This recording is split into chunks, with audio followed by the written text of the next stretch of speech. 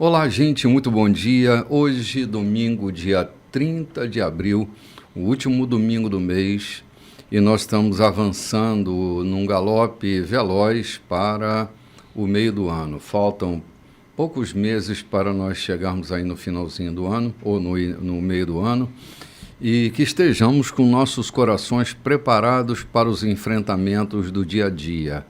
Essa manhã é uma manhã propícia para a gente renascer, a gente se reacender para uma nova experiência com a vida. Eu espero que esse momento propício dado por Deus, como dizia o salmista, esse é o dia que o Senhor nos deu. Exatamente hoje é um dia muito propício, nesse dia dado por Deus para a gente criar oportunidades fantásticas. Saúdo a todos com paz. Esse é o programa Café com Bispo. Estamos aqui mais uma vez para cooperar com Deus nessa tarefa de trazer a palavra de forma compreensível para cada um de vocês. Venho trazendo aqui para a nossa reflexão, meu querido amigo João Silveira, pastor amado. Seja muito bem-vindo, João. Bom ver você. Obrigado, meu príncipe. Bom dia a todos os nossos ouvintes desse programa, participantes dele. Nós estamos muito felizes em poder, mais uma manhã, transmitir da palavra de Deus aos vossos corações, Sim. Que é o que nós almejamos, que chegue, não apenas passe pelos ouvidos, mas chegue aos vossos corações, porque o que vai sair daqui dessa bancada, na verdade, é a palavra de Deus, sim. Não é a nossa.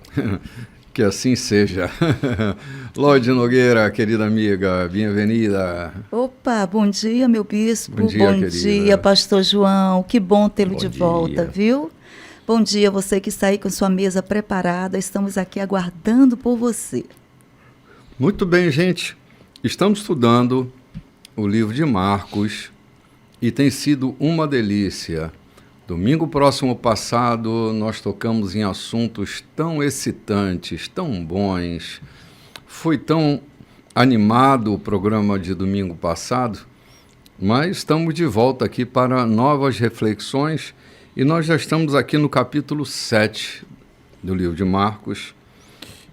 E hoje vamos começar aqui pelo versículo 14, foi onde nós paramos semana próxima passada, né, Loide? Isso, hoje vamos dar continuidade aqui no versículo 14. Podemos começar? Podemos começar, claro. Ok, então pegue a sua Bíblia, toda a sua anotação e vamos lá. Dirigindo-se à multidão, ele acrescentou: ouçam agora, todos vocês, prestem bastante atenção. Não é o que vocês comem que contamina a vida, é o que sai de vocês. Essa é a verdadeira contaminação. Ele voltou para casa depois de falar à multidão, e seus discípulos disseram: não entendemos. O que o Senhor poderia nos explicar? Jesus respondeu: vocês também? Será que não entendem? Não sabem que o que se come não pode contaminar ninguém? Pois o que se come não vai para o coração, mas para o estômago. É digerido e depois é eliminado. Com isso, Jesus desafiou as minuciosas leis dietéticas dos judeus, afirmando que todos os alimentos podem ser comidos. Ele continuou: o que contamina é o que sai da pessoa. É do coração que vomitamos maus pensamentos, obscenidade, imoralidade, roubo, assassinato, adultério, cobiça, depravação, engano, bebedice, olhar maldoso, calúnia, arrogância, insensatez. Essa é a verdadeira contaminação. Ok, que coisa séria, não? Parece que Tiago copiou de Jesus esse conceito, né? Porque Tiago também argumenta essa dialética do coração, né? Jesus está sustentando a dieta de Noé aqui, né? Quebrando com a expectativa religiosa dos judeus. Porque é assim, gente, a gente precisa compreender a dinâmica dos nossos corpos, né? Nós temos 3 corpos, Nós temos um corpo espiritual, temos um corpo psíquico e temos um corpo físico. E a verdadeira contaminação não está ligada às coisas que nós comemos, porque elas são excretadas. O grande problema é o alimento do nosso corpo psíquico ou a nossa alma. Porque não é fácil, João, excretar alguma coisa que a nossa alma come. Aquilo fica rodando dentro de nós numa ruminação ulcerante que vai sangrando, sangrando. Isso pode perdurar anos. Por exemplo, dentro de nós ainda há palavras que foram ditas na nossa infância e elas ainda estão girando dentro de nós. É o alimento do nosso corpo psíquico, o alimento da nossa alma. E Jesus está apontando para essa direção daquilo que de verdade contamina a gente. É que Jesus estava tratando com um grupo de pessoas, não era com um grupo de médicos. Se fosse com um grupo de médicos, eles podiam estar falando de alimentos que contaminam o corpo físico. Mas ele estava conversando com doutores da lei. Sim. Então, da alma. Homens que cuidavam da alma. Mas cuidavam da alma observando preceitos e não observando, na verdade, a verdadeira verdade, digamos assim. A dinâmica da vida, né? É da dinâmica da vida, daquilo que não contamina a alma. A comida pode contaminar o corpo. Muitas vezes nós já tivemos indigestões, alguns problemas, mas como eu volto a dizer, Jesus estava tratando, não era com uma equipe médica. Aqueles fariseus que foram ver Jesus em Jerusalém, eles não foram tratar da medicina. E por isso reclamaram que os discípulos não lavavam as mãos, não porque pudesse contaminar o alimento ou contaminar o corpo, mas porque estava contaminando a religião que eles eram observadores. Vocês já falaram disso. Jesus disse para eles que esse cuidado com a religião, sem observar no coração, ou sem tê-la no coração, apenas para a prática, não leva a nada. Assim como a comida, que a comida é aproveitado os carboidratos e tudo aquilo que o organismo pode aproveitar, o restante que não serve vai excretado. Sim. Eu creio que na nossa vida, no nosso cotidiano, e nós falávamos isso aqui em off antes de começar, coisas que a gente deve deletar da vida da gente, conversas que se ouve, que vai contaminar o nosso dia a dia, conversas que não trazem nenhum benefício, ou mensagens que não trazem nada de proveito, devem ser deletadas porque... A gente nem deve ouvir, né, João? Porque depois que ouviu, ela vai cumprir um fim determinado. Lembra que Jesus cita Isaías, né? Sobre a questão da palavra que não volta vazia. Palavras não voltam vazias. Elas cumprem o fim determinado. Então, é preciso que a gente tenha uma relação de uma dieta preventiva. Se aquela conversa, o início dela, eu sei que vai gerar contaminação, é preferível não tê-la, não ouvi-la, para depois correr o risco de não conseguir excretar aquilo que ouviu. E fica ali adoecendo. Adoece mesmo. Quantas falas, gente, nós temos dentro de nós que estão ali machucando, ferindo e sangrando durante longo período, porque excretar as palavras que entram, João, não é fácil. Por isso que eu estou te dizendo que a prevenção em não deixar entrar dá menos trabalho do que entrar e depois você excretar. Então precisa se prevenir, né? Porque nós temos uma mente humana e às vezes se agrega e vai vendo coisas que não quer acreditar, mas estão ali permeando a mente da gente. Né? Sim. Eu concordo piamente que o melhor é não ouvir. Então, se alguém te chega... É aquela história dos 3 crivos, né? Sim. Alguém chegou com a informação para dar a um certo pastor e ele disse, eu tenho uma informação para lhe dar. Vim aqui conversar uma conversa com o senhor. Pois não.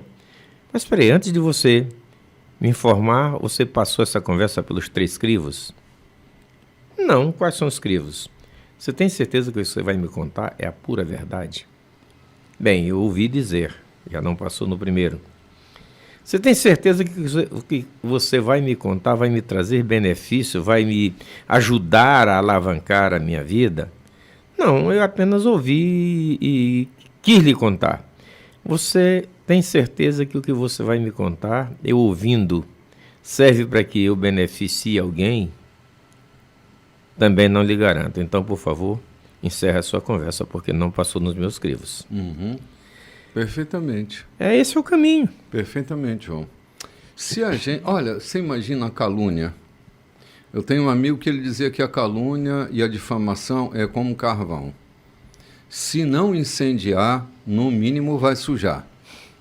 Porque quando você calunia alguém, você deixa uma silhueta, ainda que aquela calúnia não seja uma verdade, é uma ideia que foi elaborada, criada, ela vai criar uma marca de associação à imagem daquela pessoa.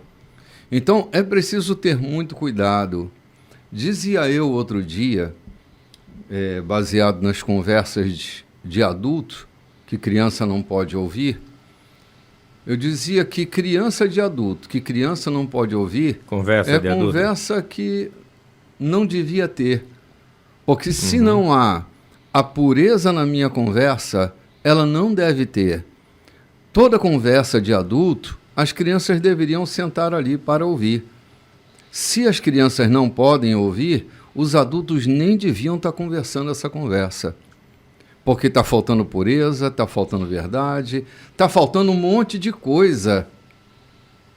Então, é preciso a gente ter muito cuidado com as conversas que a gente tem, porque se não passar nos 3 crivos, é melhor a gente nem derramar essa conversa, porque alguém vai ficar exposto. João, nós sabemos muito bem o que é isso. Todo dia eu sofro uma espécie de ataque provocado por uma calúnia, por uma difamação, por uma mentira. Eu acho que eu virei para-raio de calúnia agora. Porque é muito insuportável isso. Às vezes a gente fica muito chateado, né? Por ser alvo dessas coisas. Então, assim, tem que ter cuidado, porque, cara, uma vez que uma história sai, é tipo aquele cara que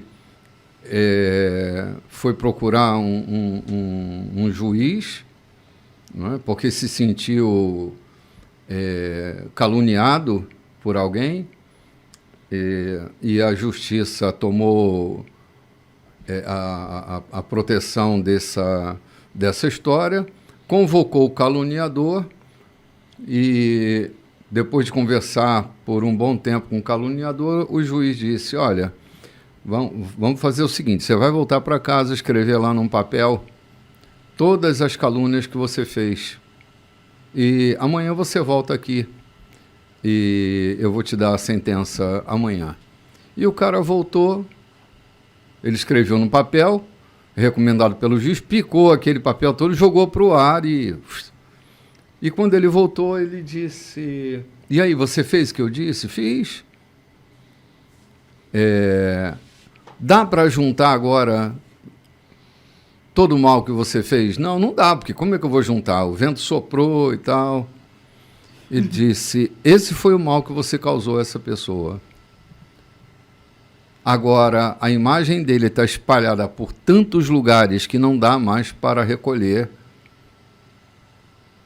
Esse é o mal. Então, eu fico pensando que muitas vezes é isso que acontece. Eu tenho uma ideia, se certa ou equivocada.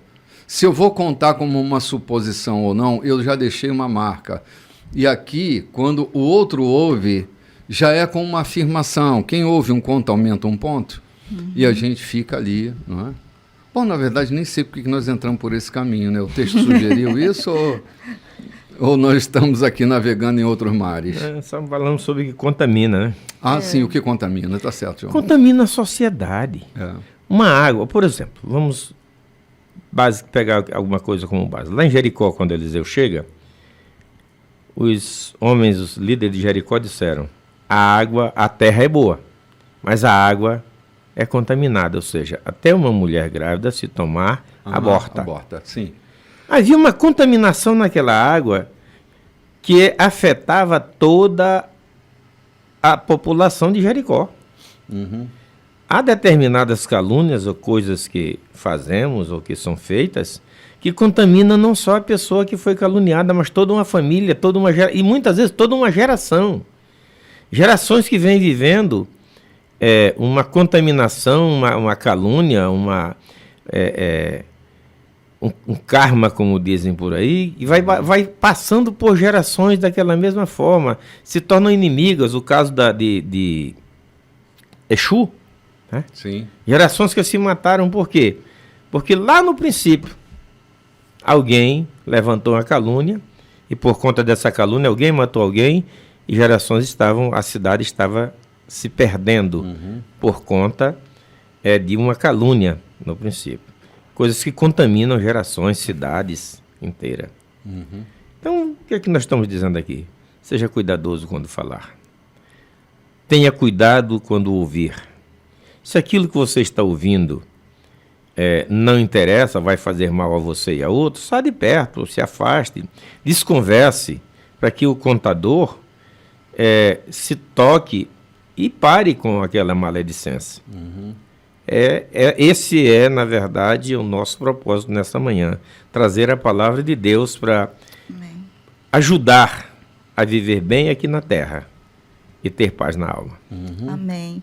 Isso me faz lembrar lá em Atos 15, o Concílio de Jerusalém, quando Tiago deu a opinião dele, né? Em cima disso, ele disse: olha, na minha opinião, a gente tem que facilitar o processo para aqueles que estão chegando agora e não dificultar, né? Colocando coisas, religiosidade, coisas que só atrapalham a caminhada, né? E foi em cima disso que Marcos escreveu tudo isso aqui, né? Não contaminar não é o que vamos comer, né? Não é o que vamos comer. O estômago, ele vai trabalhar, o nosso corpo é tão inteligente que ele processa, né? Ele tira o que é nutriente, né? E coloca para fora aquilo que já foi aproveitado.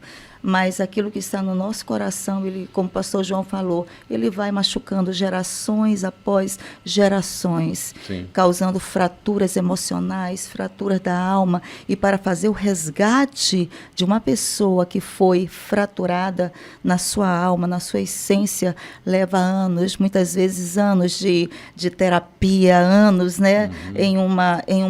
Diante do seu profissional, diante de uma mentoria, de um pastor. Né? E é isso, o cuidado de Marcos com essa palavra, o cuidado de Jesus trazendo essa palavra. É muito importante que a gente deixe essa palavra bem limpa, bem cristalizada, né? Para todos. Paulo, instruindo a igreja, também falando sobre o assunto da contaminação do corpo, ele diz: cara, quando você chegar numa casa, coma de tudo e não pergunte de onde vem.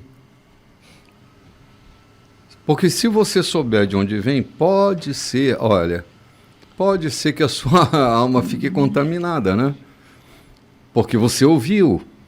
Mas se você não ouvir, o alimento vai entrar, vai fazer a sua metabolização devida, vai ser excretado e está tudo bem. Está tudo bem. Está tudo bem. Então, o problema não é exatamente o alimento para o corpo que vai nos causar os maiores males, né? Eu fui despertado aqui, olhando, lendo, entendendo, que quando somos contaminados no corpo por um alimento, no corpo, o que se faz? Imediatamente se recorre a um remédio ou ao médico, né? Isso nós fazemos quase todas as vezes que acontece.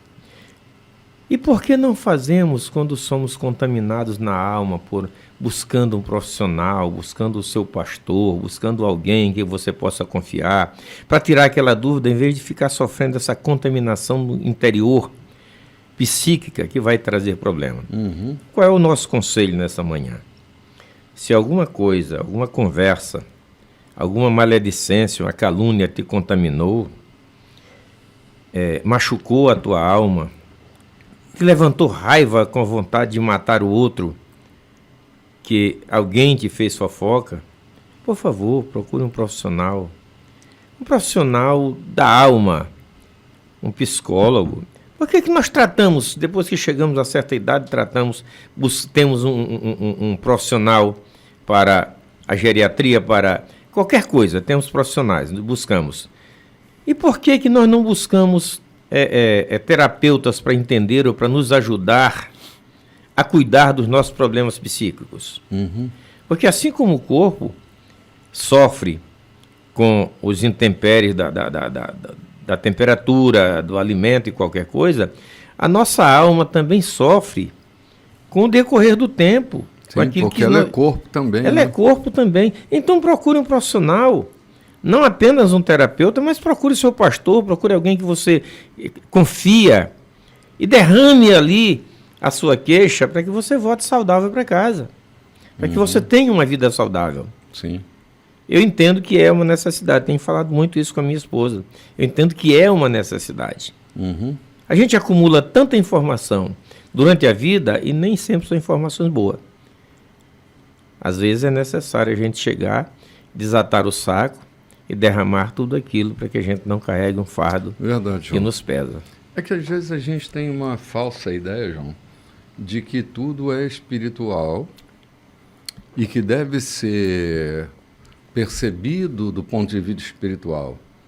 Às vezes uma depressão é encarada como a presença de um demônio, a ansiedade é encarada como falta de fé, enfim. A esquizofrenia é como possessão demoníaca. Exatamente, a histeria, não é? A histeria. Então, assim, a gente precisa ter cuidado e analisar devidamente o caso para que a gente possa desfrutar de uma saúde psíquica melhor. É possível. João, tem gente que se acostuma tanto com o sofrimento que eu, assim, até acho que elas vão morar no céu, mas vão viver um inferno na Terra. Até chegar sem no nenhuma céu. Necessidade, compreende? Eu vou voltar aqui à busca de um profissional. É que eu nasci e cresci com uma dificuldade de olhar no olho da pessoa com quem estou conversando. Uhum. Isso me decorreu durante 60 e tantos anos. Até que um dia procurei um profissional conversando, não foi para isso. Mas ele começou olhando para mim e disse: você tem um grave problema. Você não consegue olhar no olho com quem você está conversando e você está perdendo 70% da credibilidade daquilo que você está dizendo. Uhum.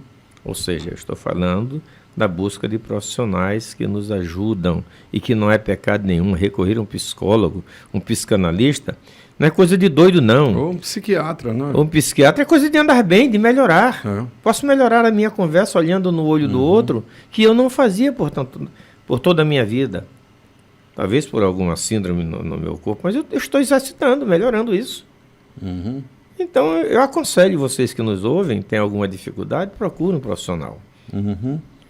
É Sim. isso mesmo, pastor João. Isso é autoconhecimento, né? Uhum. De buscar por que nós agimos, reagimos, fazemos as coisas da maneira que fazemos. Tudo tem um motivo, né? E geralmente são as nossas fraturas que nos empurram para esse estado psicológico, esse estado emocional. Não olhar no olho, né? Eu não estar em conexão, eu não estar em relacionamento, e fala muito de nós, as nossas dores, né? Então, realmente é isso, pastor João. A gente tem que buscar o autoconhecimento, né? Autoconhecimento. E essa busca do autoconhecimento é com quem está profissionalizado para isso. Isso. Nós mesmos dificilmente sabemos. Não. Vocês lembram da história do pão, do bico do pão? Depois a gente conta isso. Uhum. Gerações cortando o bico do pão. Sim. O autoconhecimento, dentro dos cursos de inteligência emocional, está cheio de pessoas, pastores, pessoas de igreja, lideranças, buscando autoconhecimento, porque achavam que dentro da espiritualidade, das suas ferramentas de conhecimento, já sabiam de tudo. E, de repente, chegam lá e vê, não, eu tenho que buscar também me conhecer para ser. Sim. A gente se frequenta tão pouco, né, Lloyd? E a gente se arroga a dizer que eu me conheço bem. Conhece nada, né? A gente não conhece. É uma linguagem silenciosa que denuncia insatisfações severas dentro da gente, né? Muitas vezes nós procuramos conhecer mais a vida do outro do que a nossa mesma. Então, é melhor frequentar a casa do outro. A gente vai ali tomar um cafezinho e voltar já já.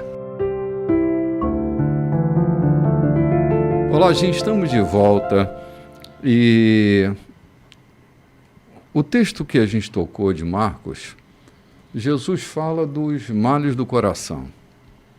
Gente, é incrível como nós somos tão infiltrados por coisas que ficam alojadas dentro de nós.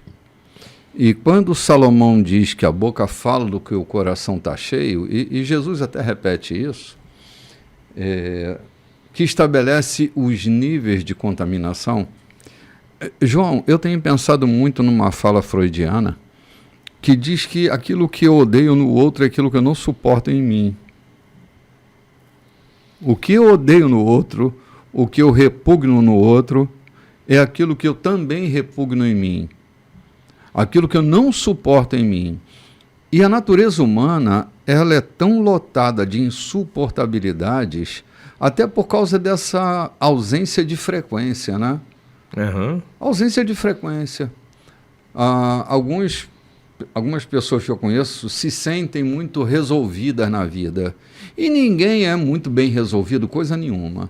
Nós temos um monte de butranca que fica aqui, que a gente tem tanto medo de tocar, que a gente evita, e essa evitação faz com que esses males do coração, eles fiquem dando respostas aqui, ali, acolá.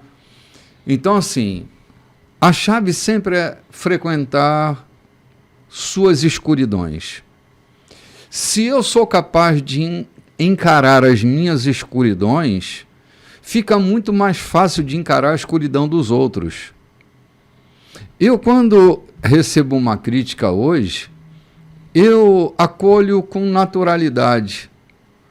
Ou ela vai contribuir para melhorar, ou vai contribuir para eu entender o nível de insuportabilidade que o outro está vivendo.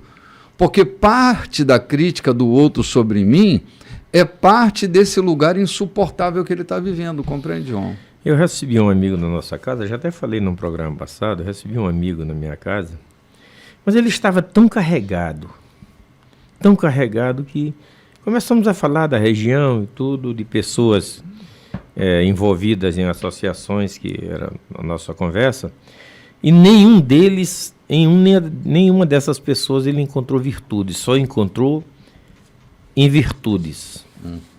Me falou de todos eles com negatividade. Eu parei e vi, e depois cheguei em casa e falei à minha esposa, quanta amargura está vivendo esse rapaz. Não consegue ver virtude em ninguém.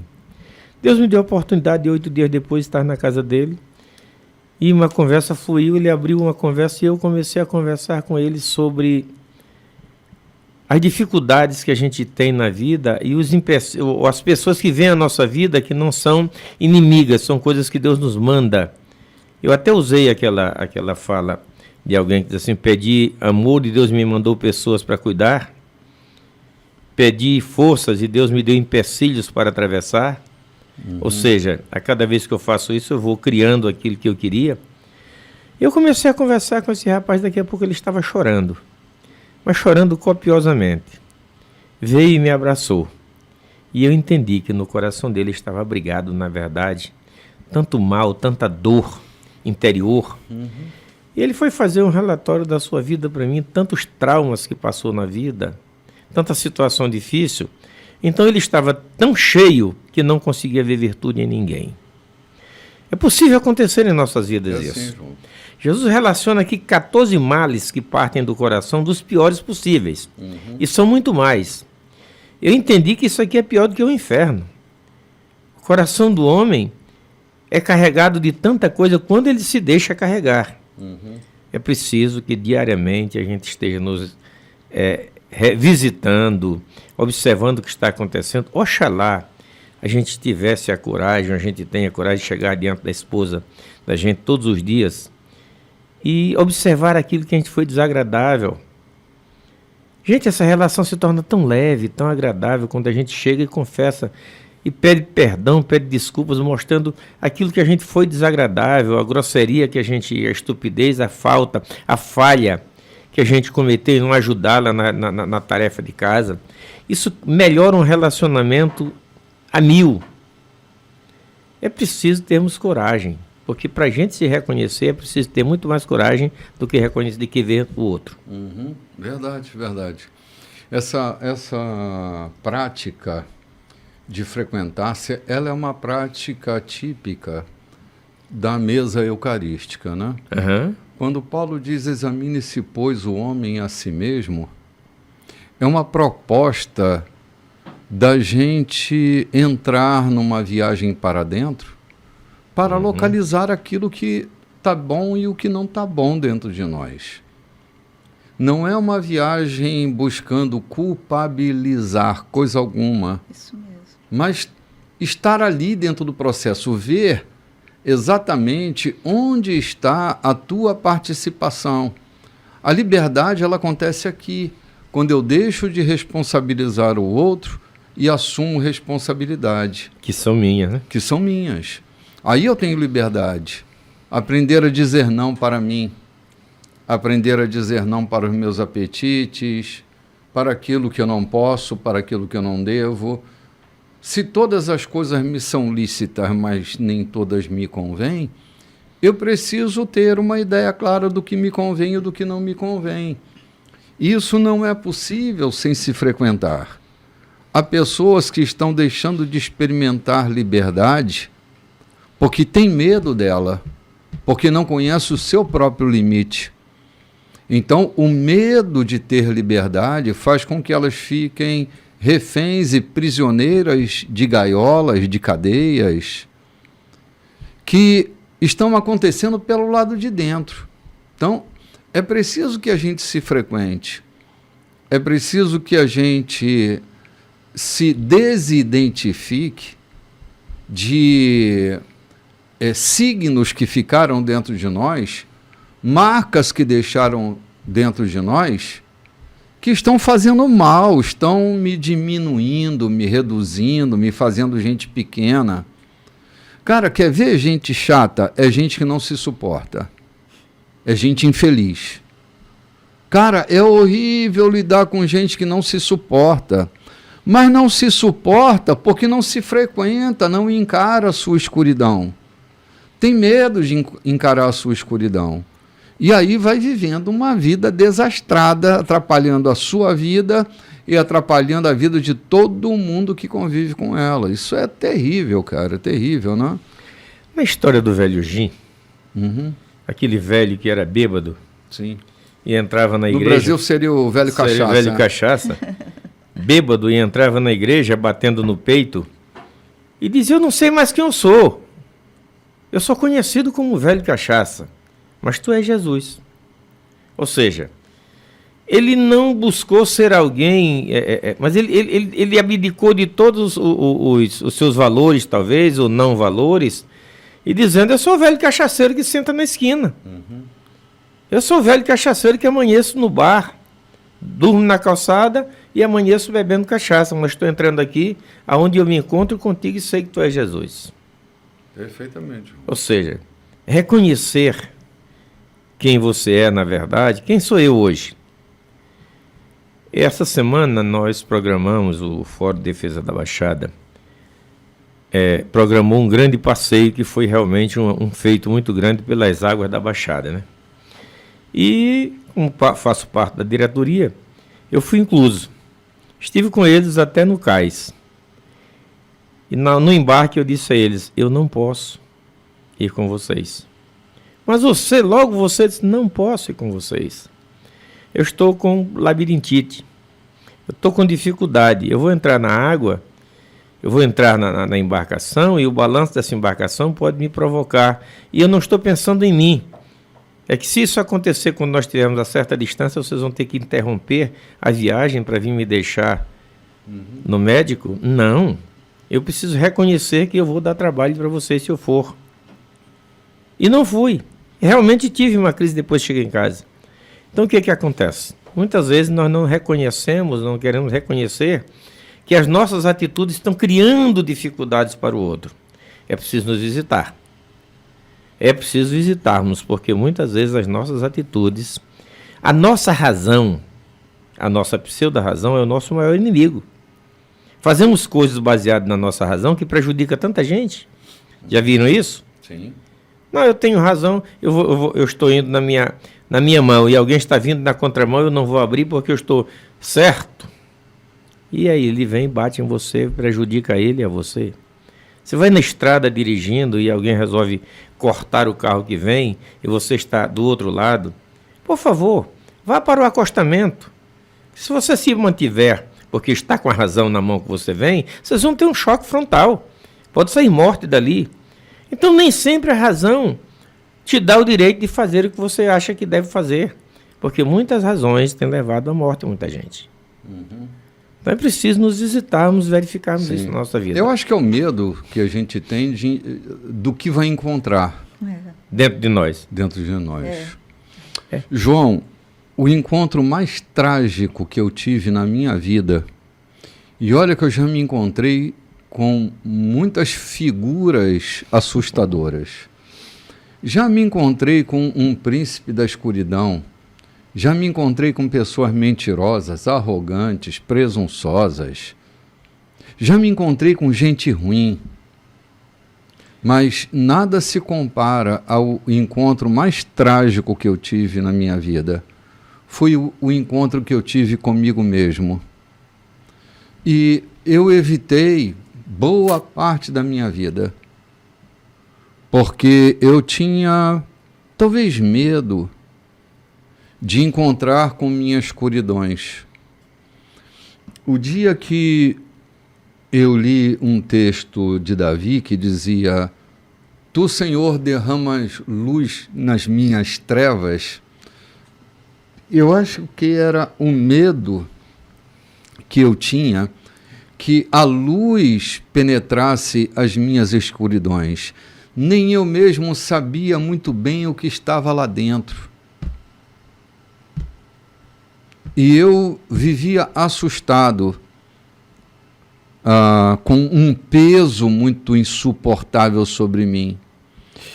Mas foi quando eu me encontrei comigo mesmo e vi como havia uma maldade dentro de mim que não era necessariamente dolosa, mas uma maldade inerente, uma maldade cultivada por falas que me cortaram, me fraturaram.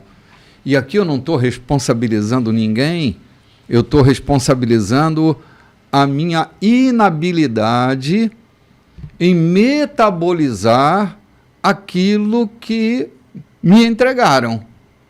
Então não é culpa de quem entregou, é culpa minha de não metabolizar devidamente aquilo que me feriu. Então, quando eu me encontrei comigo mesmo, e foram 3 dias desesperadores para mim, frustrantes, porque eu não era tão bom quanto eu imaginava e queria que os outros soubessem. Eu não era... Né? Oi? Ouvissem, né? Sim, ouvissem, que eles tivessem notícia de que eu era... essa coisa de gostar de ser um bom moço, né? De querer que os outros achem que a gente é um bom moço, a gente vai usando personagens, e daqui a pouco a gente está despersonificado. De tantos personagens, a gente nem sabe mais quem é a gente exatamente. Porque para um grupo a gente se comporta de uma maneira, para o outro de outra, e a gente vai vivendo assim e achando que a vida é um espetáculo. E a gente acaba descobrindo que o palco da nossa vida é um palco que não admite ensaio, que a vida não admite improviso, amadorismo. Então, não tem como viver sem amadorismo se não encarar, olho no olho, a nossa alma nesse mergulho endorcista, responsável. Se não lavar as mãos na bacia dos espelhos, né? Foi esse texto, João, que me bagunçou 3 dias sem parar. A bacia dos espelhos. Eu acho que ainda tem, Diogo, lá no YouTube, essa mensagem. Eu conto o que aconteceu comigo quando eu me deparei com o texto de Êxodo, sobre a bacia dos espelhos dos sacerdotes. Esse texto foi um texto que me revirou do avesso, né? E é uma mensagem tremenda, profunda. Sim. Essa mensagem. Bispo, aquela coisa, a percepção que eu tenho de quem eu sou, a percepção que o outro tem de quem eu sou e a percepção de Deus sobre mim, quem eu sou. Claro. Né? São 3 olhares. 3 olhares diferentes, né? E a gente fica nessa busca, eu sou quem eu acho que eu sou, né? Mas Deus, quem Deus diz que eu sou? E aí que está o mergulho, mergulhar na bacia desse espelho. Quem Deus diz que eu sou? E aí que é frequentar, buscar, né? Sim. Resgatar essa fala de Deus dentro de nós, o que Ele nos diz na bacia dos espelhos sobre a palavra quem eu sou, filha, Sim. quem você é para mim, né? Isso é importante, é essa esse coisa resgate. de eu pensar que eu sou, né? É reflexo do pensamento cartesiano, Sim. né? Penso, logo sou, existo. né? Ou penso, logo existo. Jacques Lacan dizia assim, que eu sou onde não penso. E penso. E penso onde eu não sou. É uma relação da alma, consciente e inconsciente. Essa nossa mente consciente nem sempre diz a verdade sobre aquilo que eu sou, porque eu sou também uma mente inconsciente. Na verdade, eu sou mais material inconsciente do que material consciente. Isso mesmo. Nesse gráfico de importância... Esse iceberg, né? Sim, eu tenho 95% de material inconsciente e 5% de material consciente. Então, como que eu sou o que eu penso que eu sou? Não, eu não sou o que eu penso que eu sou. Eu sou o que eu não penso que eu sou. Pensamos naquele pneumologista, aquele médico pneumologista que fuma. Ele é um profissional fora do seu próprio eixo. Ele é um pneumologista que fuma. Sim. Então, ele é um profissional, mas dentro de si, ele não é ele mesmo, ou ele é ele e a profissão é outra coisa. Sim. Isso muitas vezes acontece em ambos, em séries. Aquela história do pastor que o menino queria que fizesse uma casa na igreja, um puxado. Porque... sim. O pai não saía de lá, né? Entende? Então, nós somos muitas vezes na igreja aquilo que não somos, para que os outros vejam, ou imaginemos que os outros veem. Sim. Mas nós deixamos rastro daquilo que somos. João, um processo investigativo e artesanal e responsável será necessário para que a gente comece a fazer essa limpeza, essa profilaxia da nossa alma. E a gente vai se tornando gente mais leve, suportando mais as loucuras dos outros, porque há tanta loucura dentro de nós, né? E como é gostoso, como é bom de viver. Aquilo que a gente falava antes aqui, tentando aprender a ver o sagrado no outro. Sim. Mas é possível só quando a nossa vida está sagrada, quando a nossa vida está leve realmente. Sim. Ver, enxergar no outro. E aquilo a gente já falou aqui várias vezes. Enxergar em Esaú a face de Adonai, é para quem veio de uma leveza, para quem deixou suas cascas do outro lado do jaboque. Sim. Esse encontro, João, quando o Jacó, porque assim, a gente tem uma visão comprometida daquele encontro, a gente acha que Jacó brigou com Deus, né? Não, ele lutou com Deus, não contra Deus. E dizem os rabinos que aquela figura daquele homem dentro do jaboque era a figura do reverso dele. Quando a gente não evita o reverso da gente, a gente pode encarar e resolver. Brigar com ele, olha, lutar com ele até Exatamente. vencer. Agora, quando eu nego a existência de um perverso dentro de mim, É que muitas vezes a gente tem medo de ficar mancando o resto da vida. meu filho, mas ninguém sai do É que encontro muitas com vezes Deus há um sem medo. mancar. Há um medo de mancar o resto da vida. Aham, mas não tem jeito. Se eu quero mudança na minha vida, eu preciso suportar esse estado claudicante, manco, ao longo da minha jornada, né? O poder de Deus, afinal, João, se aperfeiçoa na nossa fraqueza. E eu não preciso ter medo. Eu não sou figura descartável para Deus. Mas na medida que eu me abro, em que eu entro nesse processo investigativo honesto, profundo, sério, responsável, a imagem de Deus, ela vai se transparecendo em mim. Por isso, examine-se, pois, o homem a si mesmo, e assim coma do pão, beba do cálice. Essa é a razão porque há entre vós muitos fracos, doentes e não poucos que dormem. Não é porque come, é porque não se examina. Sim, olha aqui, exato, João, é porque não se examina, porque olha a sequência, isso faz parte da poesia talmúdica, né? Fraco, depois, se eu estou fraco, eu adoeço, e se eu adoeço, eu morro. Então, se eu estou fraco e não me examino, eu fico doente.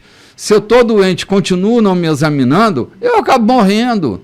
Há pessoas que só o corpo está de pé, elas estão de verdade mortas internamente, João, porque não têm coragem de olhar em si, de frequentar em si. Elas nem se habitam, elas habitam mais na vida dos outros, por isso viram fofoqueiros, né? Porque elas se sentem frequentadores da vida dos outros e não frequentadores da sua própria vida. Não sei se combina com isso. Eu tive vários amigos que na casa da gente ele é tão agradável, você vai na casa dele, ele nem te manda entrar. Sim. Ou seja, são frequentadores da casa alheia, Sim. mas a sua casa não lhe permite receber um amigo. Sim. João, eu inúmeras vezes na minha vida, eu ouvi pessoas dizerem assim: para os outros de fora, ele é boa gente, serviçal, gentil, delicado, generoso, mas para dentro de casa, ele não faz nada, ele é duro, ele é cruel, ele não beneficia ninguém, ele não troca uma lâmpada, não troca uma gacheta da torneira que está pingando, ele não faz nada para ninguém de dentro de casa. Ele é bom para os de fora, mas para os de dentro não. A gente se comporta assim muitas vezes. A gente é ruim com a gente para beneficiar todo mundo. É verdade. A gente permite que a gente conviva com uma situação desagradável para evitar que outros vivam uma vida desagradável. A gente nem se respeita e tem um senso de respeito pelo outro exagerado. Falta de quê? Autorrespeito. Porque não se frequenta. Está cheio de crenças limitadoras, de falta de merecimento, de desamor. Entende? Então, assim, não tem dois jeitos. O jeito é: examine-se, pois, o homem a si mesmo. Esse autoexame tem salvado uma multidão de mulheres do câncer de mama. Autoexame. Uhum.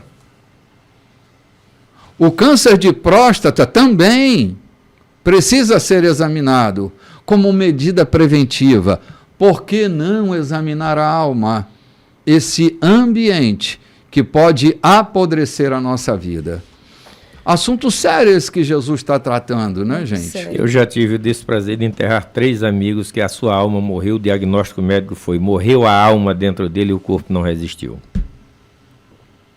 João, isso é terrível, mas é totalmente verdade.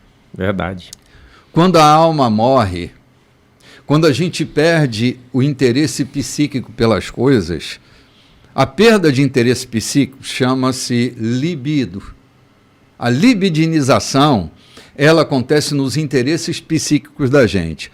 Quando a gente perde o interesse psíquico, a gente perde o desejo de viver, porque a libidinização, ela é essa força para viver.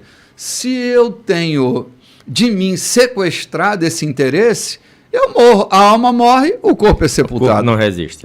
Vamos ali tomar um cafezinho, gente? A gente volta já.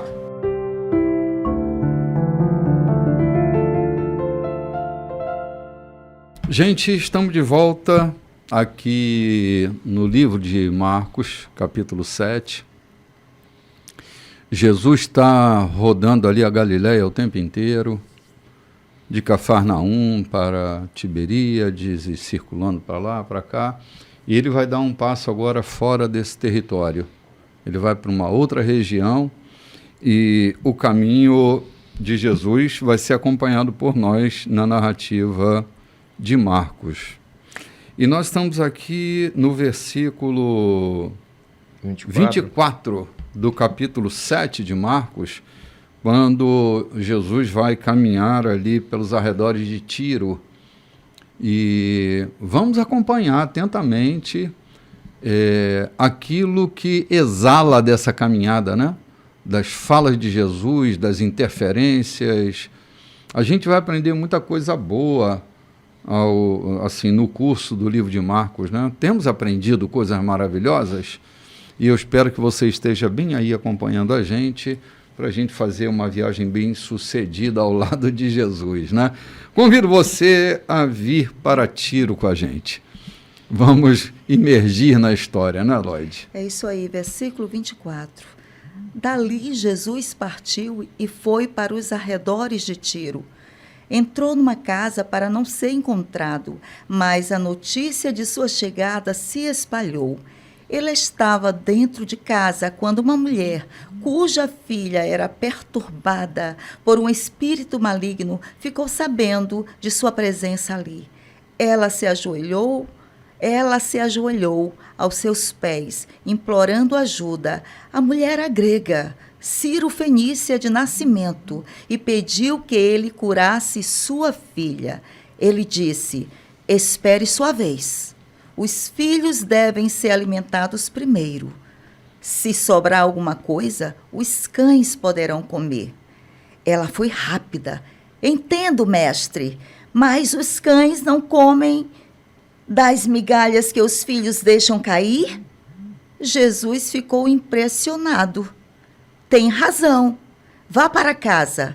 Sua filha não está mais perturbada. A aflição demoníaca se foi.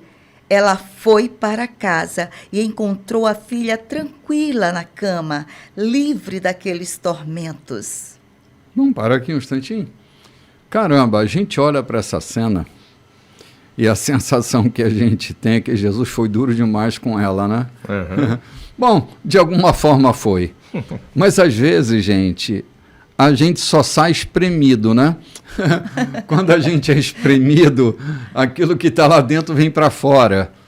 E Jesus fica impressionado com a sensibilidade, a humildade que essa mulher teve ao perceber que Jesus tinha a solução.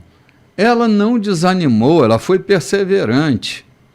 Isso captura a atenção de Jesus, tanto captura que a história corre. Marcos escreve porque essa história repercutiu. Fico imaginando a surpresa de Jesus ao ver essa mulher Ciro-fenícia tomando uma atitude, João, de extrema humildade. Jesus não estava chamando ela de cadela, não era isso, né? Estava usando uma figura de linguagem para colocar as coisas no seu devido lugar. E ela se coloca no seu devido lugar, né? É que Jesus era judeu e o judeu se sentia o supra-sumo da coisa, né? Então, para os judeus, todo aquele que não era judeu não tinha direito nenhum no reino e eram considerados como cães. Entrar na nação judia, os judeus eram tão eu não sei ainda se hoje ainda são dessa forma, mas eles eram tão puritanos que até os gibeonitas que eles deixaram morar não tinham direito nenhum a não ser a comida para comer, a sobrevivência. Então, essa mulher era dessa geração, ela era grega, Sírio-Fenícia, não tinha nada com judeus, não tinha semente judia nenhuma. Então era considerada uma espúria, uma estrangeira, sem nenhum valor para o judeu. E Jesus tenta ali, junto aos discípulos, mostrar que ela não tinha nenhum direito sobre a sua missão. E ela resolve aquilo que a gente estava falando ainda agora. Muitas vezes o orgulho não nos deixa alcançar aquilo que queremos, né? Não pedimos um prato de comida quando estamos com fome, porque o orgulho não nos deixa. É verdade. Ela falsa humildade. Né? Ela se desnudou. Primeiro ela chega para ele travestida de judia. Filho de Davi, tem misericórdia, usando uma linguagem judia. Jesus reconhece que a ela não cabia usar a linguagem judia. Não está aqui nesse texto, mas o Mateus fala isso dessa forma. Mateus. Então, ela se desnuda de todo o seu pudor nacional, de toda a sua nacionalidade, e se considera aquilo que era considerado pelos judeus. Mas eu quero a minha bênção. Eu posso sair com a coxa quebrada daqui, mas eu quero a minha bênção. É a mesma atitude de Jacó, né? É a minha atitude de Jacó. Uhum. Eu quero ser abençoada. Uhum. Eu preciso. E aqui nos demonstra uma outra coisa. A aflição dos pais que prezam pelos filhos. Uhum. A exposição daquela mulher. Tá louco, né, cara? Para socorrer a sua filha. Uhum. Não era ela que estava necessitada, era a sua filha. Sim. Eu acho lindo quando eu vejo isso em uma mãe. Muitas vezes, no princípio da minha carreira, eu achava que uma mãe que acobertava um filho que chegou preso com o crime à vista, e ela dizendo, meu filho não é capaz de fazer isso, eu ficava chateado. Depois eu fui entender que a mãe que não defende seu filho, mesmo sabendo o que ele fez, mas o tentando inocentá-lo, se ela não fizer isso, ela não tem realmente a qualidade de ser mãe. Uhum. Essa aqui se desnuda de tudo, se ajoelha, beija os pés de Jesus, se considera qualquer coisa. Todavia, eu quero a liberdade, eu quero a saúde da minha filha. Loucura a mulher de Zebedeu intercedendo pelos filhos diante de Jesus, isso. né? Lembrei disso que uma à tua direita, outra minha esquerda. Mãe é mãe, né, cara? Mãe é mãe, isso mesmo. Ela disse, não tem problema. Olha aqui essa mulher, a reação. Ela foi reativa, mas foi uma reativa boa. A reação dela não foi se sentir, inferior. Ela diz assim, tudo bem, eu posso comer das migalhas, eu espero as migalhas. Né? Aí Jesus disse, olha que fé impressionante. Mas eu quero, né? Que fé impressionante. Ela disse, se o pão não cabe a mim, o pão dessa mesa, as migalhas servem. As migalhas dessa mesa também vão chegar até a minha família. Então, ela creu. Isso é crer, sabe? Isso é uma fé impressionante. E Jesus disse, olha, vai para casa. Vá para casa porque a tua filha está bem. Ela agora está livre do mal. Né? Aquela fé impressionou. É uma fé impressionante. Né? Mateus diz isso, que é uma fé impressionante. Vá para casa. Porque exatamente. O que tu queres aconteceu. Tua filha está livre do teu mal. O pão não chegou, mas chegou as migalhas. Isso é impressionante. Sim. Gente, a nossa posição, a nossa presença muda muito as coisas que vão acontecer na nossa vida, na vida daqueles que pertencem ao nosso mundo. Frequentar aquele ambiente e se posicionar. Eu me lembro daquela eira de lentilha lá do campo de Samar. Cara, era só um campo de lentilha. Mas diz que Deus produziu um grande livramento por causa da atitude de Samar em defender a sua eira. Quem livrou foi Deus, mas foi Samar que se posicionou diante daquela eira. É importante a gente pensar que, às vezes, aquilo que pertence a nós, entre aspas, pode ser insignificante aos olhos de todos, mas não pode ser aos nossos olhos. Nossos filhos podem não ser os mais importantes da cidade, mas são os mais importantes para mim. Eles podem não ser os mais inteligentes, mas são meus filhos.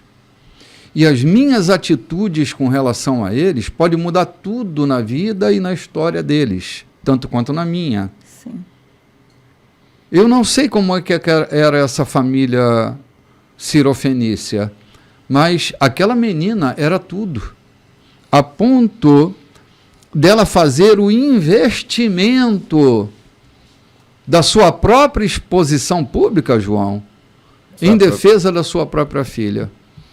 Podia ser ridicularizada, posta para fora pelos discípulos, pelos guarda-costas que estavam ali, porque sempre tinha alguém tentando defender. Sim, é.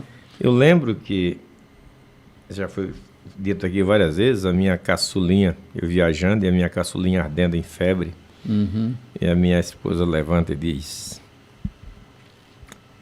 vamos tratar disso agora.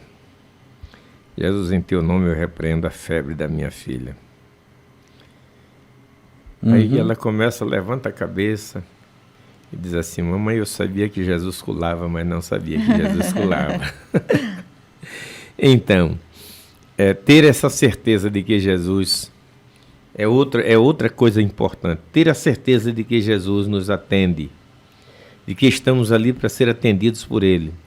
Jesus nunca deixou de atender, nos registros bíblicos, nunca deixou de atender ninguém, nunca ninguém saiu de diante de Jesus sem a solução para aquilo que buscava. Até o importante Nicodemos tem uma conversa com ele, sai dali. Na Bíblia não consta, mas na história a gente entende que Nicodemos foi importante no sepultamento de Jesus também, junto com Zé de Arimateia. Sim. Então, nunca ninguém saiu de diante de Jesus, que o buscou com sinceridade. 10 leprosos que ficaram à distância dele, só disseram: se tu podes, tu queres, cura-nos. E eu acho importante ali que ele não curou eles de imediato, ele só mandou: vamos se apresentar para o sacerdote. E eles saíram de lá leprosos ainda, mas enquanto caminhavam e olhando que a lepra ia desaparecendo, né? Coisa mais linda entender isso. Jesus não nega, Jesus nunca saiu, ninguém nunca saiu de diante de Jesus sem uma solução. No mínimo, tudo que a gente lê, ninguém saiu a não ser, até o jovem rico, saiu com a solução. Ele não quis atender, mas ele saiu com a solução. Vender o que tinha, distribuir aos pobres, ou seja, abrir mão do seu orgulho, da sua vaidade. Ele não fez, mas a solução foi dada. Né? Sim, é verdade. E essa mulher grego, cirofenícia, quer dizer, pagã, conhecia muitos deuses, né? Conhecia muitos deuses, mas aqui diz que ela se ajoelhou aos pés de Jesus, implorando. Rendição, né? Rendição. Rendeu-se, né? Conhecia vários deuses, vários credos, mas aqui ela se rendeu, ajoelhou-se, implorou e diz: olha, se eu não como do pão, então as migalhas eu aceito. Que coisa tremenda. Eu aceito. Eu mando a farinha de rosca. Que coisa tremenda. E Jesus disse: que fé impressionante. Vai para a tua casa, mulher. Sim. Vai lá, tua filha está livre. Vai. E ela encontrou a filha aqui assentada na cama, livre, sem mais aquela perturbação. Né? Coisa maravilhosa. Gente, todo o encontro que a gente tem com Jesus vai deixar uma marca de sentido, né? Entendendo bem, encontro com Jesus, não com a religião, sim, não com ritual religioso, sim. Porque muitas vezes nós chegamos, nos postamos no quarto: Santíssimo, Sacrosanto Deus de Isaac, de Abraão e de Jacó. Peraí, Deus de Isaac, de Abraão e de Jacó? É meu Deus! Eu estou tratando com o meu Deus, e não com o Deus de Abraão, de Isaac e de Jacó. Eles já se foram. Cria uma distância tão grande. Cria uma distância tão grande que você usa um ritual religioso imponente para impressionar a Deus. Impressionar a quem? A Deus. Essa mulher, quando ela chega, conforme diz Mateus, ela chega com o linguajar tentando impressionar. De repente, ela se desnuda toda, se coloca em posição de humildade, reconhecendo Tudo que ela quis reconhecer foi que Jesus era capaz de curar a sua filha. E não Maravilha. impressionar com as suas... Depois que ela não conseguir impressionar, ela resolve se desnudar. Muitas vezes nós não recebemos aquilo que queremos de Deus porque nós queremos impressioná-lo. Senhor, eu quero que tu me dê riqueza porque eu quero socorrer os pobres, porque eu quero fazer isso, fazer aquilo. Tá igual o Judas, né, cara? Sabe, porque ele tá quebrando esse vidro de alabastro. Se conservasse, vendesse, dava muito dinheiro para alimentar os pobres. E Judas estava interessado em pobres. Judas já alimentou pobre alguma vez na vida? Mano, eu tô na igreja há mais de 40 anos. Toda vez que eu vejo alguém que faz essa apologia aos pobres, tem nenhuma generosidade, não está pensando em pobre coisa nenhuma, é um desencargo de consciência. Desculpe, gente, se eu estou ofendendo alguém aqui, é só a minha parca e humilde contribuição para uma reflexão em profundidade. Judas não estava interessado nos pobres, ele estava interessado era no dinheiro arrecadado pela venda do vidro, do frasco de alabastro. Ele não estava interessado nos pobres. Estava interessado no nardo que estava naquele vidro. Ele estava interessado era no vidro e no larjã, perfume, no din-din, amigo. Ele estava interessado era no din-din com a venda daquele produto, né?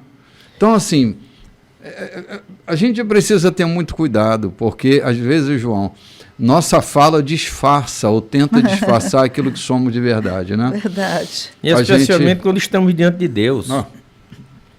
Eu ontem eu comecei a tratar com Deus, eu comecei a passar pela mente as coisas que eu já fiz e querendo me recuperar, as coisas que eu já fiz em prol de alguém, tentando me recuperar, que ele me recuperasse dessa labirintite, porque eu precisava continuar fazendo. Depois eu dei uma guinada e disse, não, Deus, eu preciso de saúde para continuar vivendo. O que eu já fiz já passou. Se eu não puder fazer mais, não tem problema. Agora, o que eu já fiz já passou e não vou trazer à tona isso para dizer, me paga o favor que tu me deves quando eu assisti a necessidade do outro que não tinha uma casa. Imediatamente eu fui repreendido pelo Espírito Santo para dizer, epa, para, isso aí já foi um ponto passado. Se tem alguma coisa para frente, é outra. Eu não posso me jactanciar de ter feito e me arrogar diante de Deus a pedir pelos meus feitos. Aquela mulher podia ter alegado, Senhor, tu curou o coxo de Betesda, por que tu não quer curar minha filha? Tu curou os 10 leprosos, por que tu não quer curar minha filha? Ela não alegou nada, ela simplesmente disse, eu quero que a minha filha seja curada. Muitas vezes nós queremos trazer um milagre para a igreja baseado no outro que aconteceu. Não funciona assim. Reativos, né? A graça de Deus não tem troca, Lloyd. Não tem troca. Senhor, se tu me abençoares financeiramente, eu vou trocar o telhado da igreja. Se tu me abençoares, eu vou dar uma oferta. Sabe, se você não é fiel no pouco, dificilmente você será sobre o muito. Isso. Você poderá até trazer o muito, mas não por fidelidade. Não, João, porque como é que opera isso? Ela opera nessa relação de escalonamento. Se eu sou fiel no pouco, eu experimento uma mudança de escala que é produzida pelo próprio Deus. Ele nos muda. Ser fiel no pouco, sobre o muito eu te colocarei. Experimentar essa movimentação só é capaz de ter essa experiência aquele que se atreve a ser fiel no pouco, para ser transportado por Deus para o muito. Deus faz colocações, Ele muda a gente de endereço, Ele melhora a nossa condição. E aqui não tem uma barganha, Senhor, quando eu tiver muito. É aqui, cara, Deus não está interessado no volume. No volume, no ouro, na qualidade daquilo que se oferece, João. Aquela mulherzinha lá, viúva, que entrega um estáter, uma moeda pequena, e Jesus flagra esse ofertório e diz: essa mulher deu mais do que todo mundo deu. Os popus do cheque se caíram ali, né? Os discípulos: como? Se ela deu só um estáter. A viúva. A viúva. E ele diz: ela deu tudo o que ela tinha. Oferta de qualidade.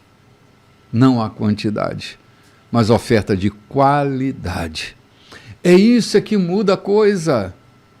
É isso que dinamiza o movimento, que eu entro nele, mas movido por Deus, não movido por mim mesmo, a força da minha carne.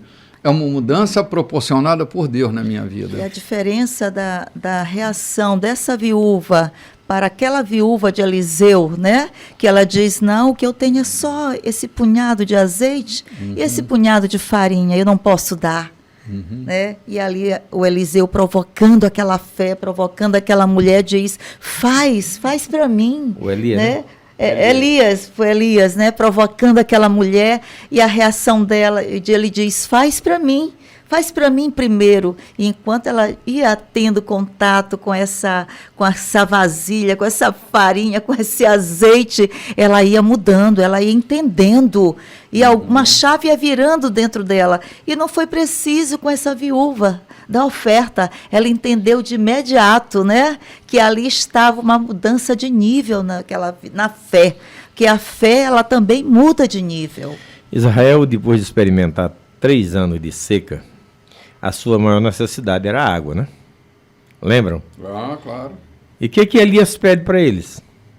360 litros De água. Quer dizer, se ele não, litro por dia durante o ano. Né? se eles não tivessem trazido a água para Eliseu, para Elias, provavelmente não teria atraído a chuva.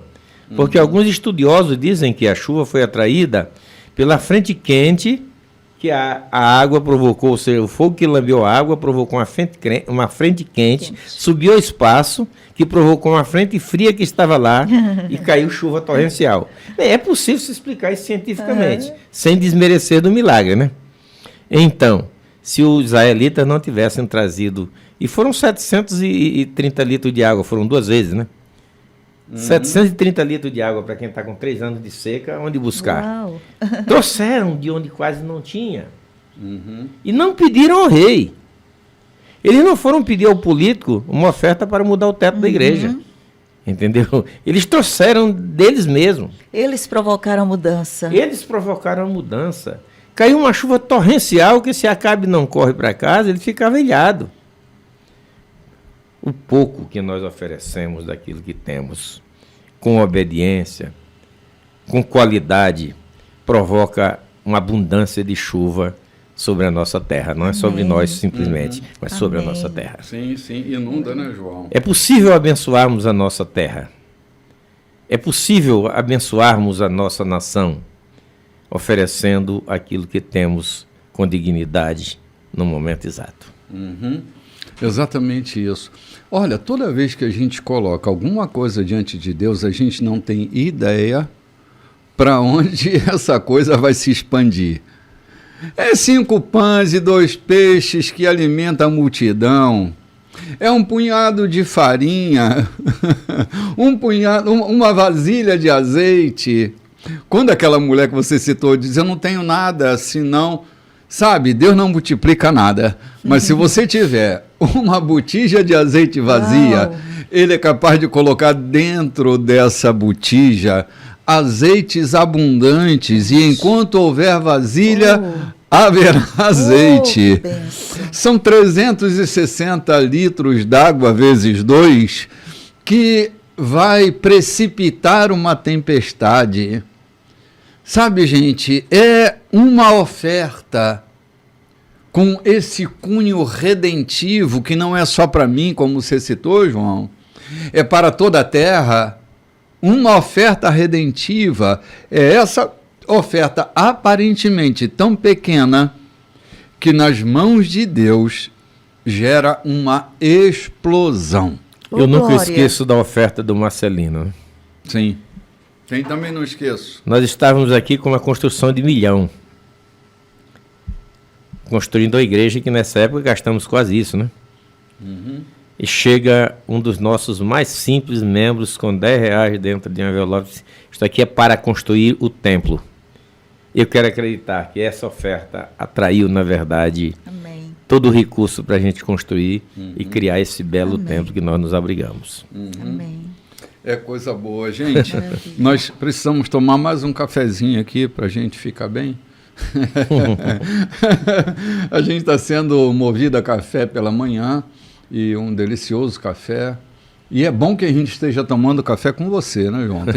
Tem muita gente tomando aquele cafezinho com a gente, eu fico feliz. Tenho me encontrado com tanta gente na rua que até me reconhece pela minha voz, porque não me vê, né? Mas vem falar, essa semana mesmo tirei tantas fotos, cara.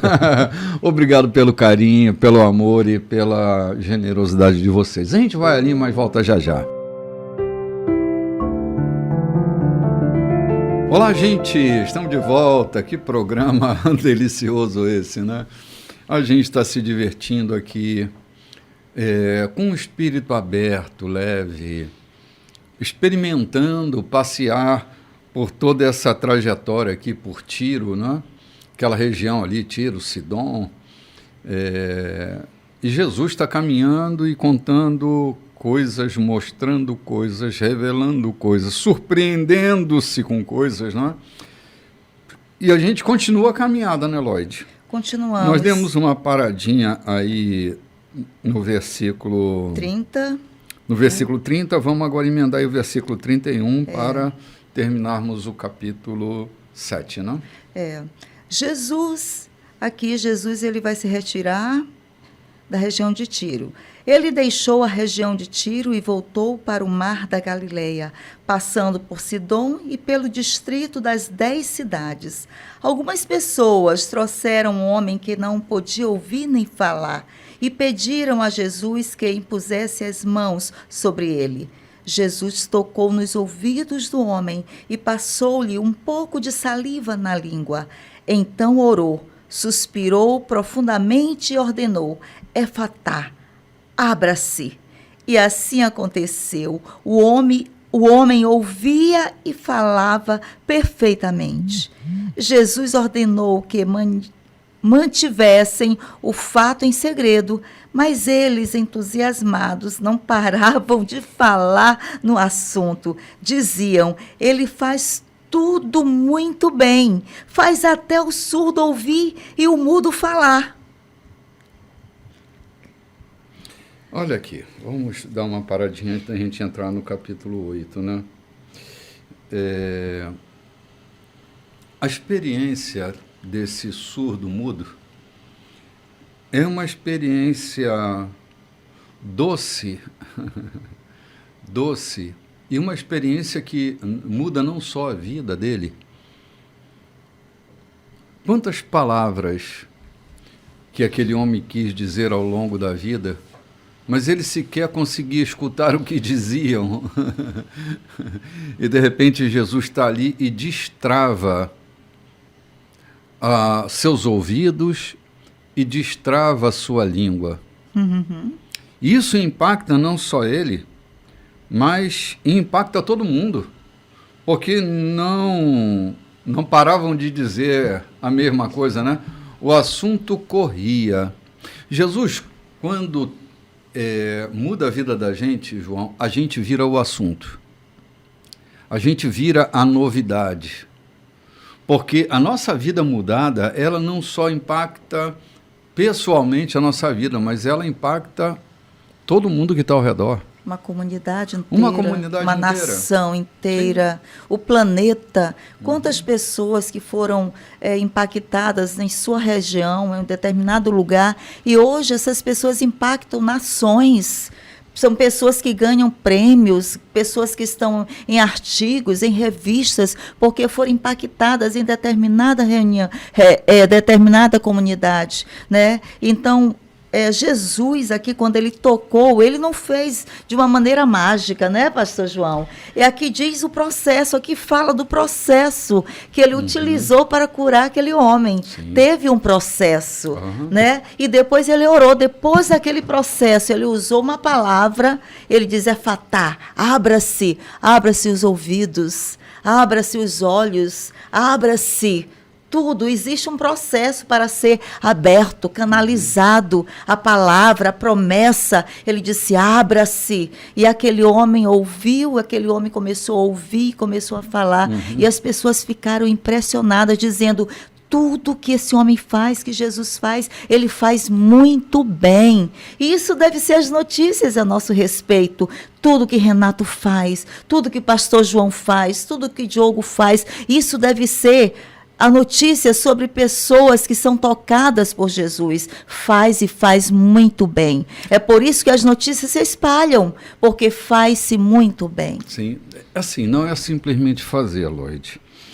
Essa expressão, ele faz tudo muito bem, é uma expressão que deve chamar a nossa atenção. Porque o dia todo e todo dia nós estamos fazendo coisas. Mas nem sempre nós estamos fazendo o que temos que fazer muito bem.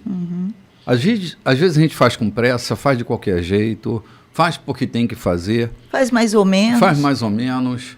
Faz sem empurrando o com a barriga. devido, não é? Mas assim, é que quem faz muito bem está sempre ligado no detalhe do detalhe. Não faz de qualquer maneira.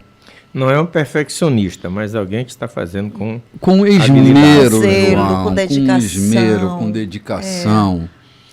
Assim, não é perfeccionista, mas faz com perfeição. Não delira, mas faz com perfeição. Porque a excelência, antes de estar naquilo que fazemos, está naquilo que somos. Está ligada ao recurso. Exatamente. Está ligada ao próprio recurso que nós somos. Excelência, Lloyd, não é um ato que eu faço sem antes ser aquilo que eu sou. Pessoas excelentes fazem as coisas com excelência, fazem muito bem o que fazem, se especializam em fazer bem. Não é um esforço fazer bem. Faz parte da natureza dessa pessoa que faz as coisas bem. Não sangra, né, Bispo? Não sangra, não dói, fazer. Não machuca. Não, porque faz parte dessa identidade, do ser dessa pessoa. Perfeitamente. Se eu sou, né, eu caminho nessa capacidade de fazer com excelência e logo eu tenho o quê? Resultados também de excelência, né? Olha que Jesus não faz uma defesa sobre as coisas que faz. Não. É observação de quem olha de fora. Isso. Assim, na minha experiência pessoal, eu procuro sempre fazer bem as coisas que eu faço. Para não ter que fazer de novo. Eu não faço para os outros, eu faço por mim. Me remete àquela experiência da Estátua da Liberdade, que o chefe da equipe que esculpiu a estátua, que era um francês, quando perguntam a ele sobre o cabelo da estátua, né, que foi muito bem feito, muito bem traçado. Já que ninguém estava olhando. Já que ninguém estava olhando, estava lá no alto da cabeça, não tinha drone, o helicóptero não circulava ali naquela região. Por que é que você caprichou tanto? Se ninguém estava vendo. Ele disse, mas eu via. Essa é a questão dos excelentes. Pode ser que ninguém veja, mas ele estava vendo. Não é isso exatamente, João, que pode ter promovido Davi de um simples pastor de ovelhas de terceira linha de produção ao rei de Israel, quando ninguém via,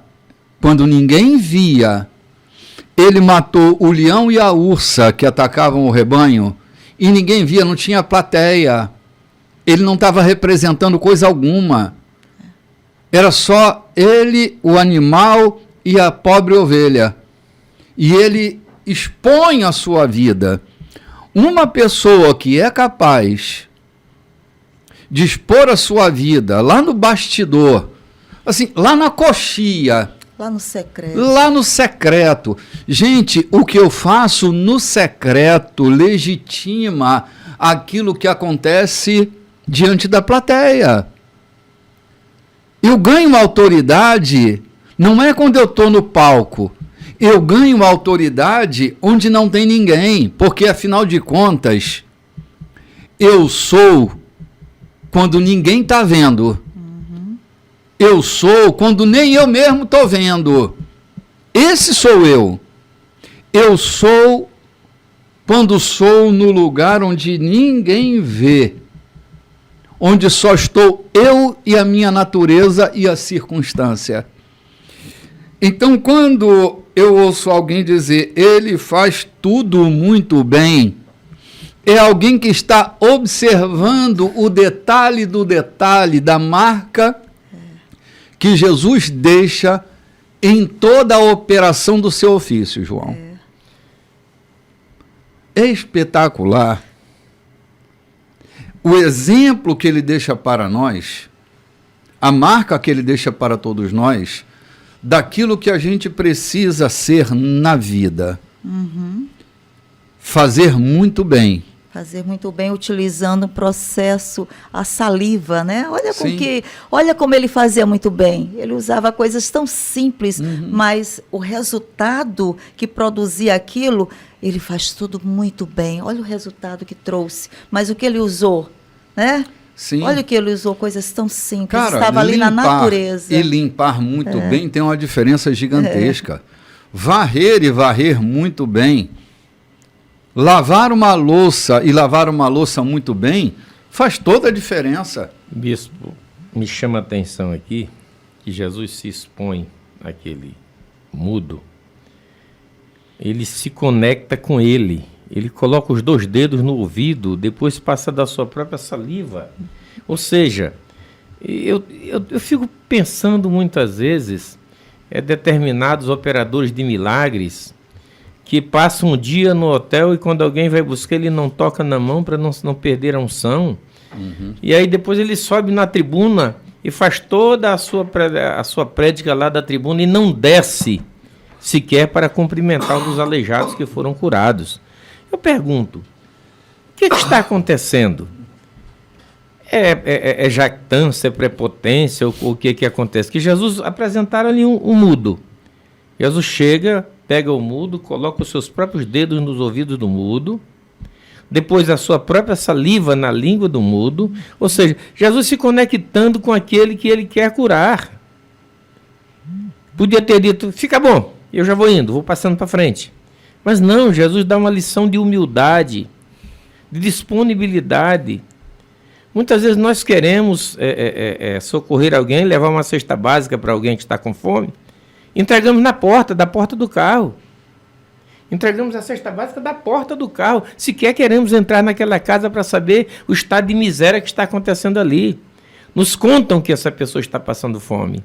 Então a gente vai ao supermercado, prepara uma cesta básica e apita, buzina o carro na direção da porta para alguém vir pegar, sem nos incomodarmos se eles estão precisando realmente de uma cesta básica ou de uma limpeza na sua casa, onde você pode juntar 2, 3 pessoas, fazer uma limpeza ali, porque as pessoas podem estar vivendo a pobreza da mentalidade. E o exemplo que ele nos dá aqui, Jesus, e que impacta os que ouvem, porque ele faz muito bem. Como é que ele faz muito bem? Ele se conecta com aquele que ele quer curar. João, há muita jactância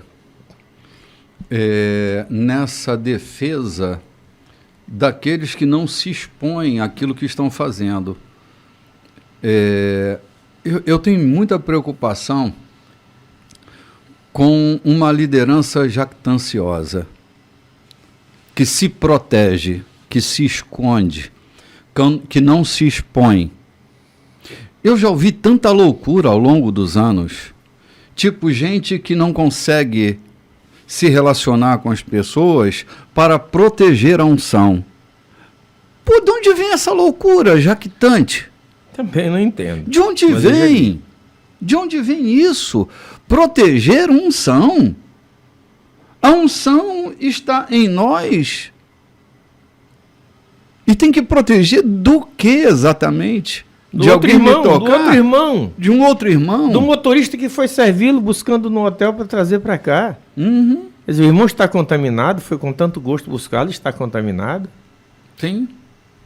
João, é muita loucura, muita jactância, ninguém está entendendo muita coisa.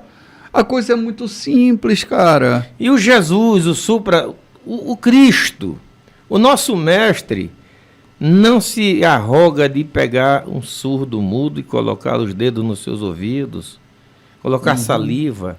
Um cego, ele pega, faz... Jesus não só cuspiu no chão, mas ele pega e faz com o próprio dedo saliva e passa nos olhos do cego. Ou seja, ele se conectando com aqueles a quem ele queria curar. Quantos ele pegou pela mão?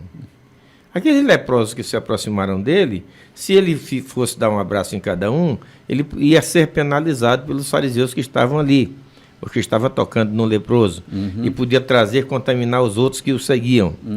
Há situações e situações. Mas Jesus nunca se furtou de se aproximar de alguém. Por que os seus pseudo-seguidores, eu digo pseudos porque eu não entendo muito bem, querem fazer, mas fazer de uma forma à distância? Você já viu alguém, um curador, um operador de milagre, descer da plateia para vir abraçar o leproso que ele quer curar? Você já viu ele descer para pegar na mão do aleijado que está lá embaixo na cadeira de roda? Eu nunca vi. Lá de cima ele está mandando unção, mas ele mesmo não quer vir. Eu não entendo muito isso, não. Também não. Mas eu não estou aqui para falar deles, não. Estou aqui para falar de Jesus. Eu estou aqui para falar de Jesus, que é maravilhoso, que se incomoda com a necessidade da gente e vem pessoalmente tratar com a gente. Glória a Deus. Esse é um modelo inspirador para a gente, né? O povo, eles estavam dizendo assim, esse homem é completo. Tudo que ele faz bem, é isso. Ele é completo. Exato. Ele cura, ele expulsa demônios. Ele é completo. Pronto. E não é só porque ele cura, é porque ele dá atenção. Ele é completo. Ele dá atenção, ele faz com dignidade. Não cura só o corpo, né, João? Cura a alma. Às vezes, a conexão que uma pessoa precisa com alguém que faz bem a ela é que vai fazer uma obra assim completa, né? Uma obra escaneada.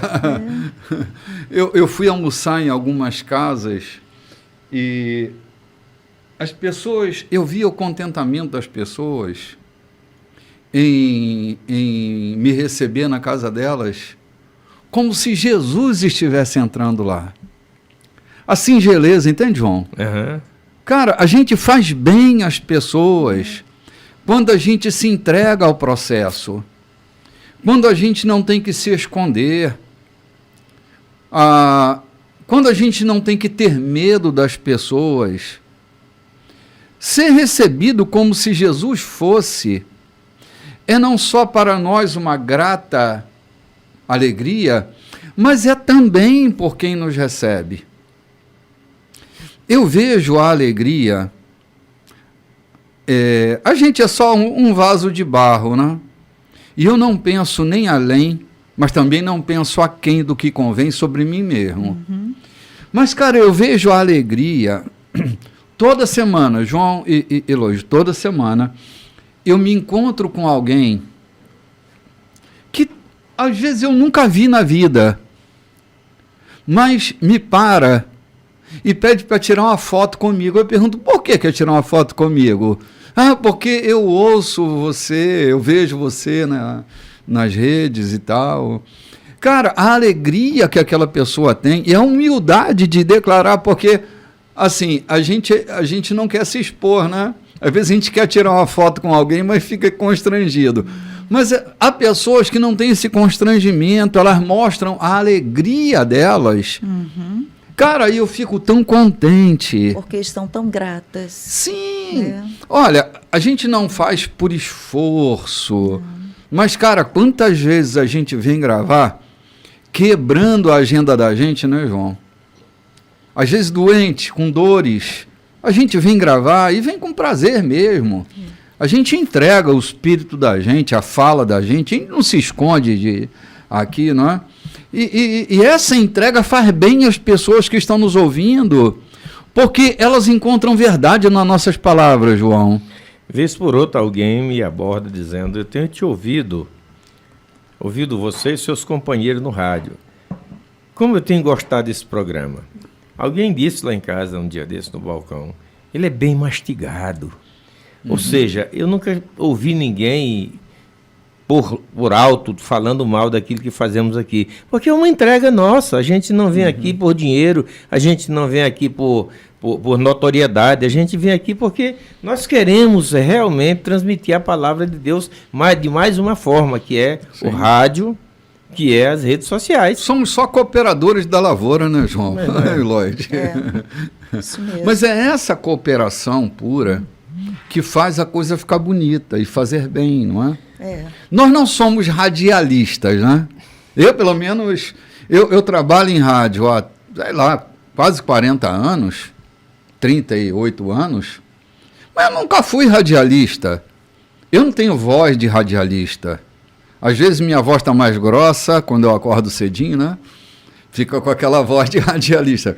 Mas eu não sou radialista. Vocês não são radialistas. Isso mesmo, O que nós estamos interessados é no conteúdo daquilo que a gente vem transmitindo, e nisso, sem qualquer modéstia, nós estamos fazendo bem.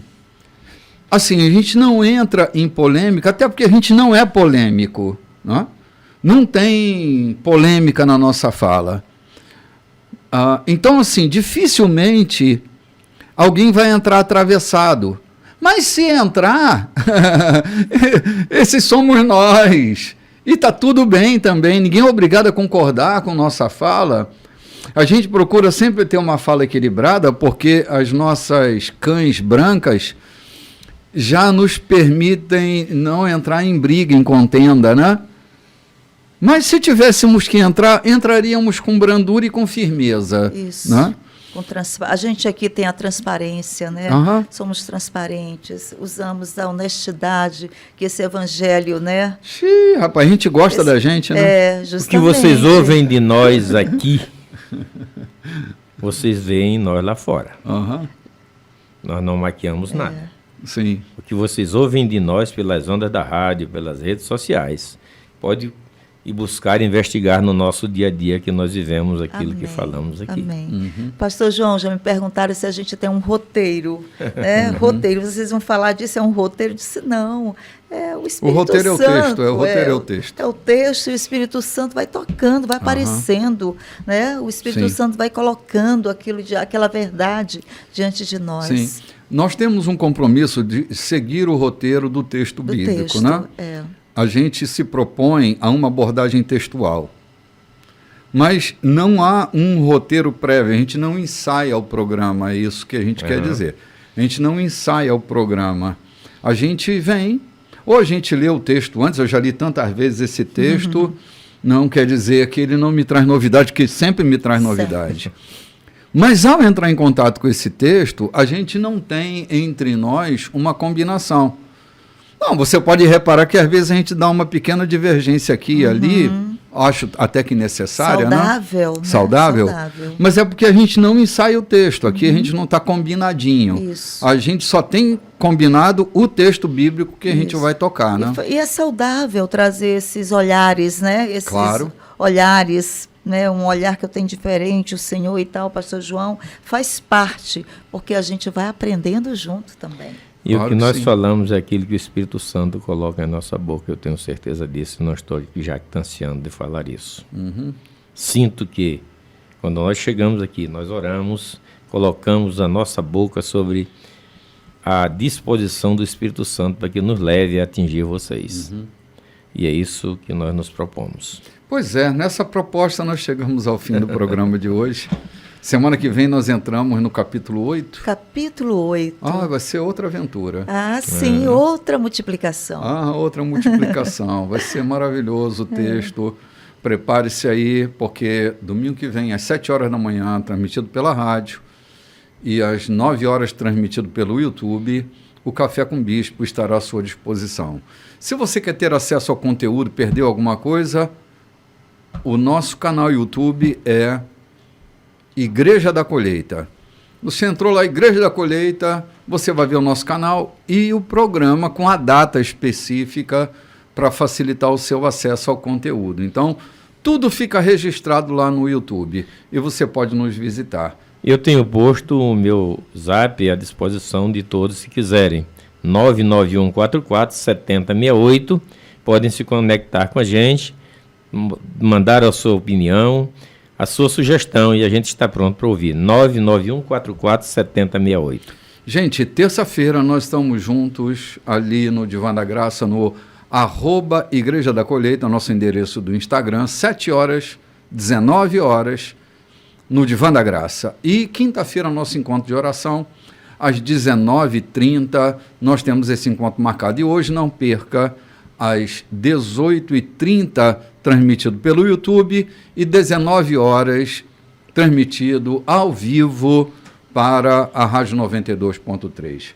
Forte abraço em todos vocês. Semana vitoriosa, paz para todos. Shalom para todo mundo. Shalom.